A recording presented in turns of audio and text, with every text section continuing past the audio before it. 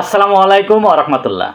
সুধী দর্শক, দেশের প্রধান প্রধান জাতীয় দৈনিক পত্রিকার শিরোনামে স্থান করে নেওয়া গুরুত্বপূর্ণ খবরগুলো নিয়ে হাজির হলাম আপনাদের সামনে। আশা করি সাথেই থাকবেন। গুরুত্বপূর্ণ শিরোনামগুলোর মধ্যে আজ শুরুতেই যা যা থাকছে। পহেলা বৈশাখ কৃষক কার্ড কার্যক্রম উদ্বোধন করবেন প্রধানমন্ত্রী তারেক রহমান। বিএনপি সরকারের 1 মাস, নতুন পরিকল্পনা সামনে আনছেন প্রধানমন্ত্রী তারেক রহমান। বিএনপি সরকারের 1 মাস এই কার্যক্রম নিয়ে বিশিষ্টজনরা নানা অভিমত ব্যক্ত করেছেন। তাদের মধ্যে কেউ কেউ বলছেন সরকারের কার্যক্রম আশা জাগানিয়া, কিন্তু কিছু ক্ষেত্রে সন্দেহ বা উদ্বেগজনক। অন্য কেউ কেউ বলছেন শুরুটা মন্দ নয়, তবে সরকারি অপচয় রোধ করতে হবে বলে পরামর্শ দেন।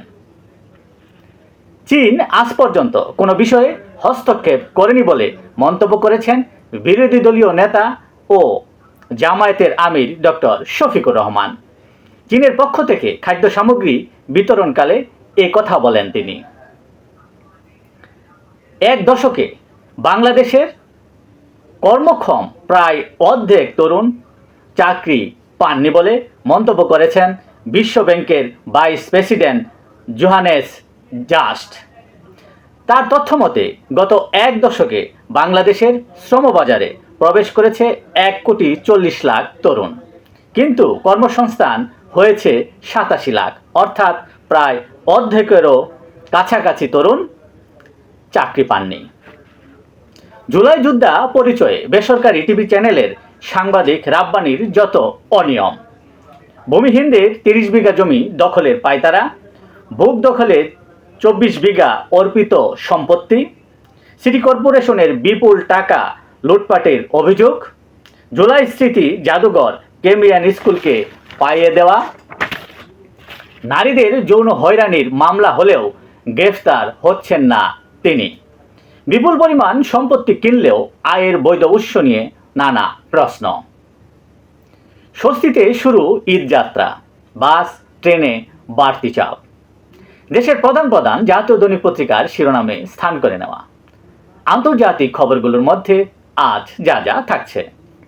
যুদ্ধবিরতির প্রস্তাব প্রত্যাখ্যান ইরানের, লারিজানিকে হত্যার দাবি ইসরায়েলের, তেল আবিব সহ মধ্যপ্রাচ্যে লাগাতার হামলা ইরানের, বাগদাদে মার্কিন দূতাবাসে ড্রোন হামলা, যুদ্ধের বিরোধিতা করে শীর্ষ মার্কিন কর্মকর্তার পদত্যাগ, আমাদের কাউকে লাগবে না, আমরাই 1 নম্বর, মিত্রদের সহায়তা না পেয়ে ক্ষুব্ধ প্রতিক্রিয়া মার্কিন প্রেসিডেন্ট ডোনাল্ড ট্রাম্পের। ইরান স্কুলে প্রাণঘাতী হামলায় যুক্তরাষ্ট্রকে দায়ী করেছে মানবাধিকার সংস্থা অ্যামনেস্টি ইন্টারন্যাশনাল। ইরান যুদ্ধ থেকে কে কি পেতে চাইছে এই নিয়ে চলছে হিসাব নিকাশ। হরমুজে কি সুয়েজ সংকটের পুনরাবৃত্তি হতে যাচ্ছে, এই নিয়েও বিশ্লেষকদের মধ্যে নানা প্রশ্ন। কাবুলের হাসপাতালে পাকিস্তানি বিমান হামলা, নিহত 4 শতাধিক, কঠোর প্রতিশোধের হুঁশিয়ারি আফগানিস্তানের।